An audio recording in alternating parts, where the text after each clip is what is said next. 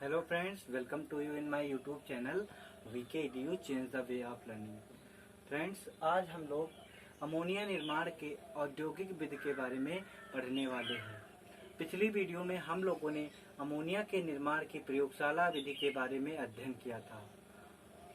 तो फ्रेंड्स, अगर अभी तक आपने अमोनिया बनाने की प्रयोगशाला विधि के बारे में नहीं पढ़ा है तो प्लेलिस्ट में जाकर हमारी वीडियो के द्वारा आप अमोनिया निर्माण के प्रयोगशाला विधि को पढ़ सकते हैं। आज हम लोग हैबर विधि द्वारा अमोनिया के निर्माण की विधि को पढ़ने वाले हैं, जो कि एग्जाम के लिए बहुत ही अधिक इम्पोर्टेंट है।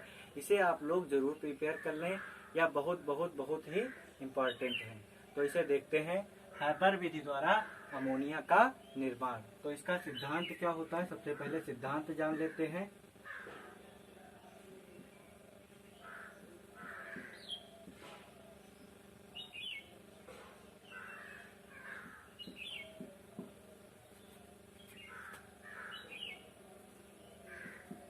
नाइट्रोजन व हाइड्रोजन के 1:3 अनुपात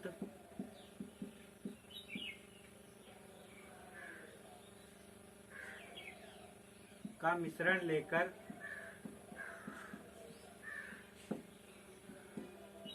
लेकर आयरन तथा मॉलिब्डेनम की उपस्थिति में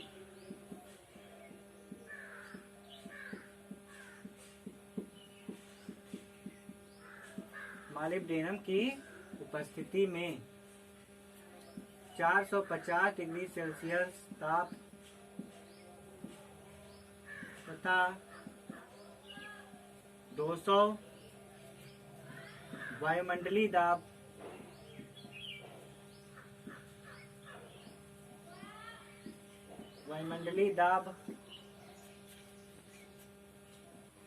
पर क्रिया कराने पर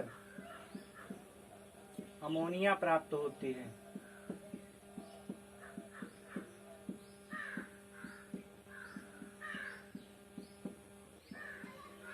तो सिद्धांत जान लेते हैं कि नाइट्रोजन व हाइड्रोजन के 1:3 का अनुपात मिश्रण लेकर आयरन तथा मॉलिब्डेनम की उपस्थिति में 400 डिग्री सेल्सियस ताप तथा 200 वायुमंडलीय दाब पर क्रिया कराने पर अमोनिया गैस प्राप्त होती है।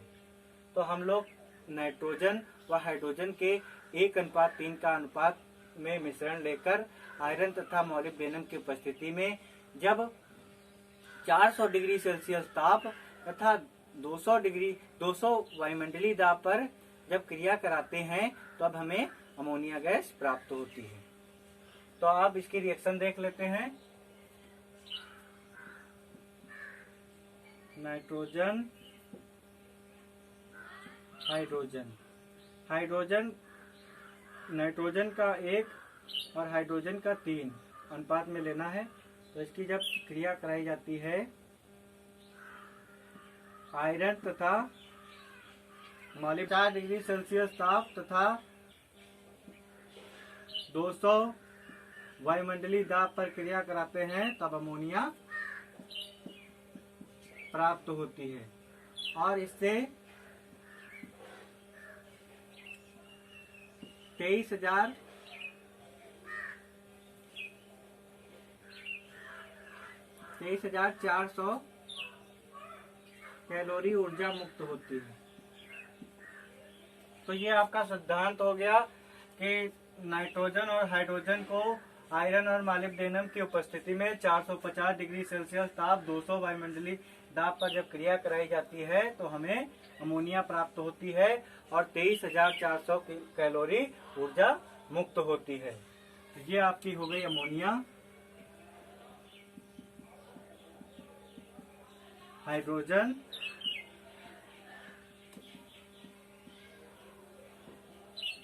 ये नाइट्रोजन है। तो अब हम इसके डायग्राम के बारे में आपको बताने जा रहे हैं, किस प्रकार अमोनिया हैबर विधि द्वारा बनाई जाती है और इसके डायग्राम के बारे में हम आपको बताने जा रहे हैं।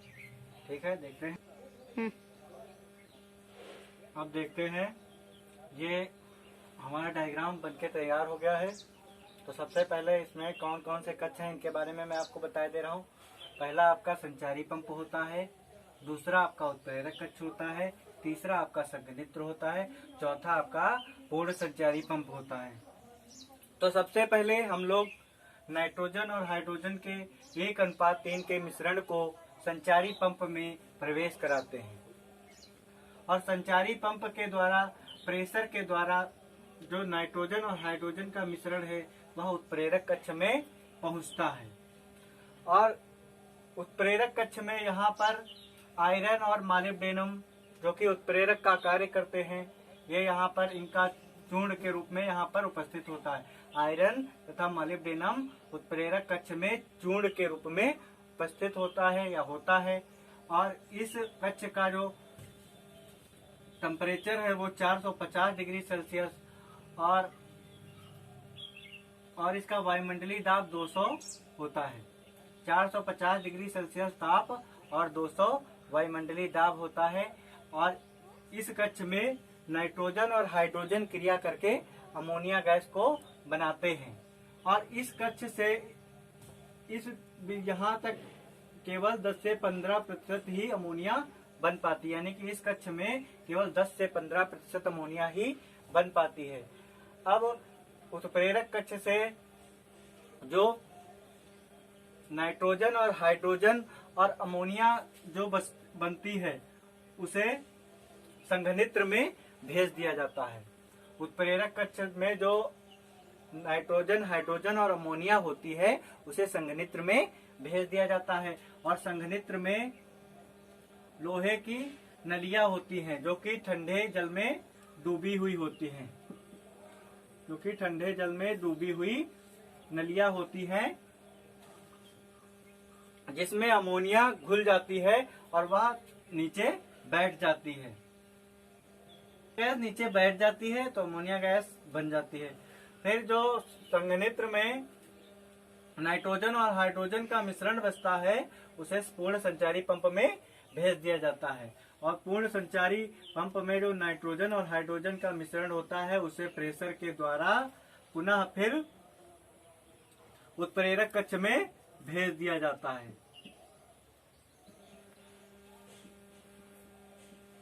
हाइड्रोजन और नाइट्रोजन और हाइड्रोजन भेज दिया जाता है उत्प्रेरक कक्ष में।